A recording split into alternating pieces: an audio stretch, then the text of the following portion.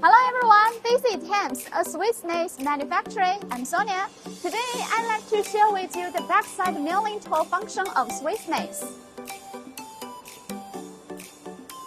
The milling tool is an optional mode of the machine, which can be used with the back spindle, can complete all the precision of the workpiece in a click.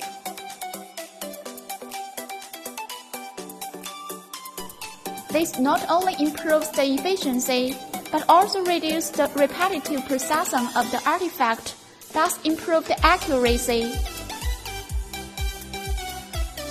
The tool is suitable for industries that process high precision, small, complex parts such as medical equipment, aerospace parts, and electronics.